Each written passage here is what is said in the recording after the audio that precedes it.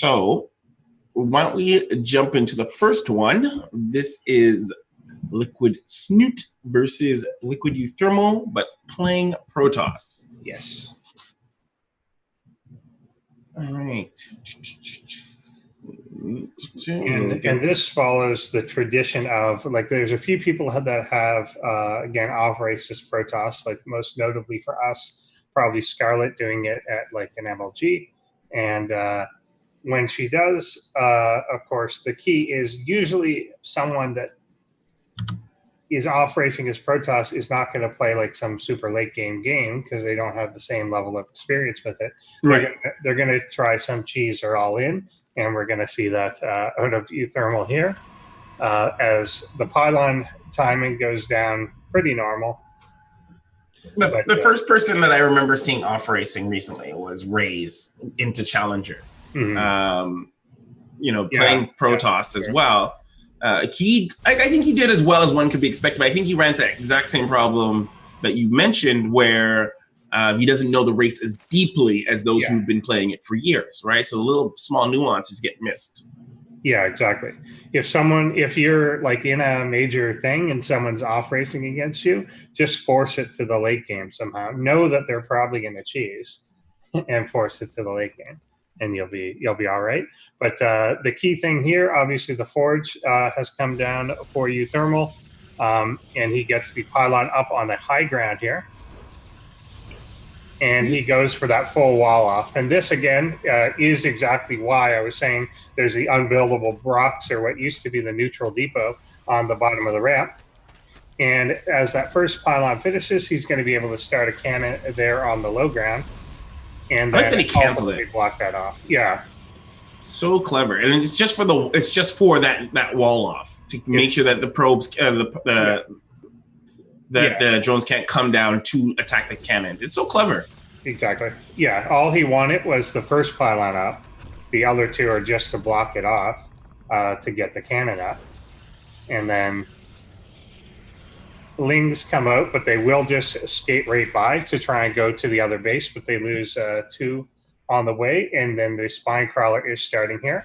Now uThermal's goal here is not to continue to do real damage with the cannon, so he's been able to cancel the natural, which is going to be remade at the third, but now his goal is going to be to establish forward gateways here.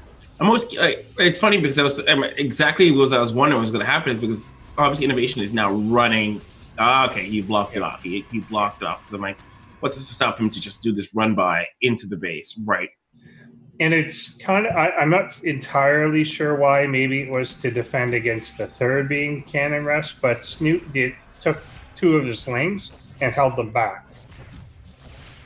And I think if he had all 4 there, he may have been able to bring down the gateway down in time. Yeah, exactly. I think, you know what, I remember you always will say, when we talked about Cannon Rush and a couple of our Cannon Rush things, you talked about the idea of just abandoning it and either overreacting or underreacting to Cannon Rush. Do you think like this is an overreaction or underreaction? I think it's a reasonable reaction. Like he only made the 1 spine crawler. He only made 6 lanes, and then he canceled his natural and immediately just remade it the third. I think this is a completely appropriate reaction from Snute.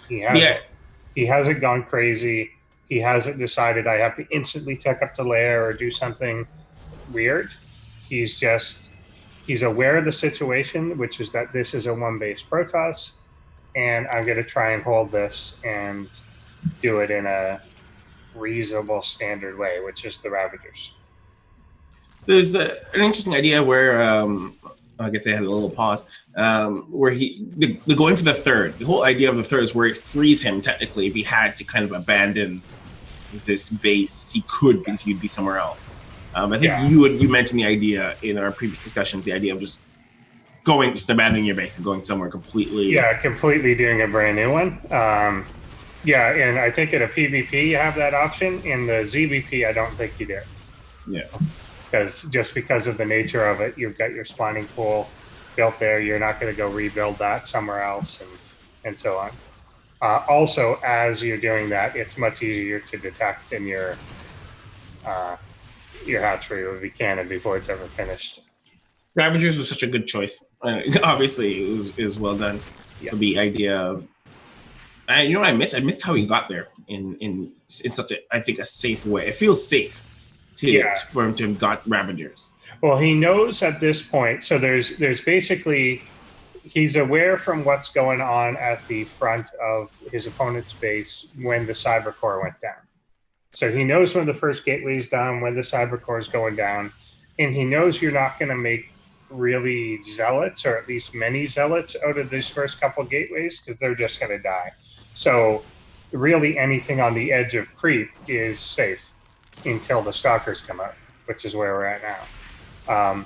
But now the stalkers with such good shield battery backup, which is there's 6 of them already, just basically are immortal. Oh, so tragic. I think this is why I liked featuring this, was because of the shield battery. Such an aggressive shield battery push. Yeah. That cannon, that position for that cannon is so beautiful.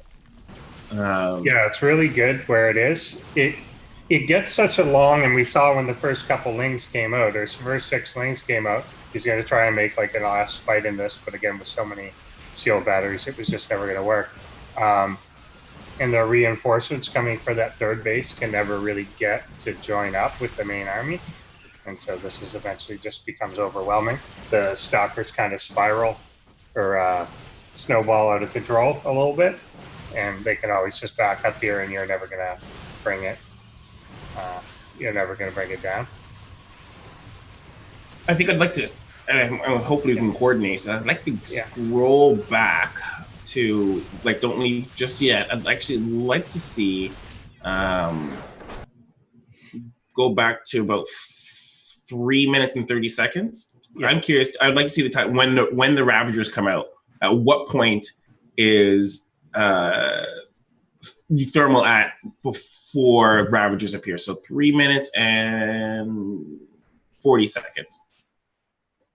All right, 3 minutes and 40.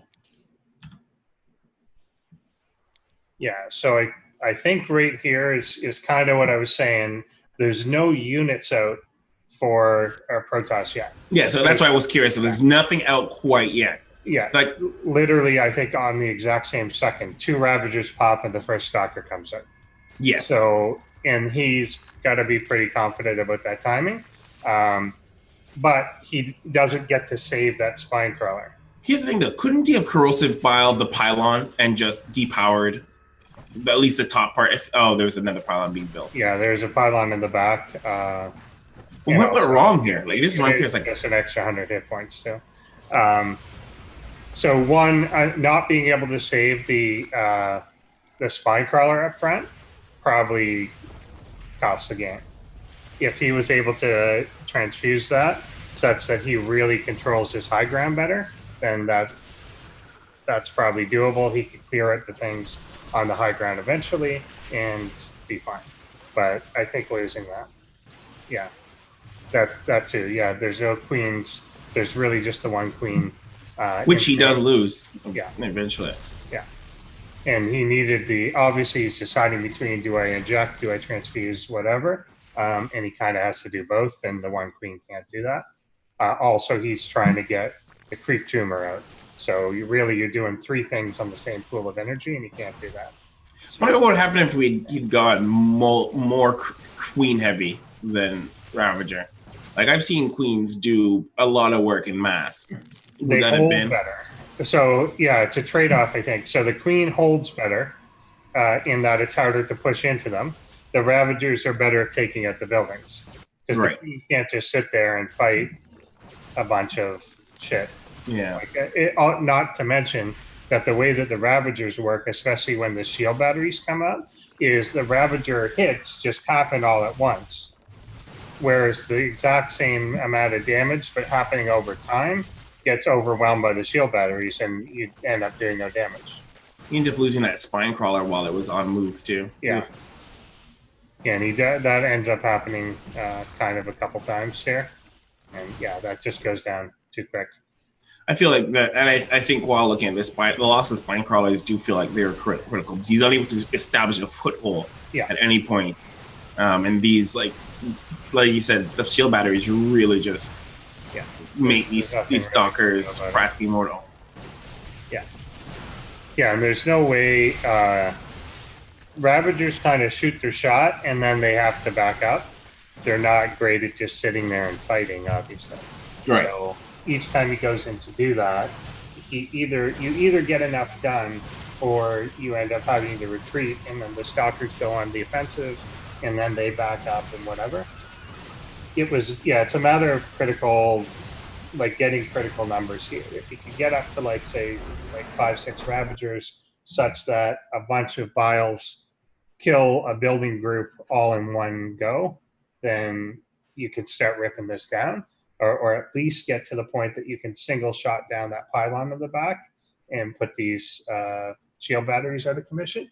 But if that's not what's happening, if you're going in and then you have to back up and then you have to go back in again, then they could just repair the shields on the pylon anyway, and you're never going to really make progress there. So then you're stuck trying to target down stalkers with the corrosive vials, and you're not really going to hit them unless they. And he needs those corrosive vials to help take down some of these cannons to move, push forward. So the loss of the queen and the loss of the spine crawlers to keep the stalkers from advancing him is actually, it feels like one of the key loss points.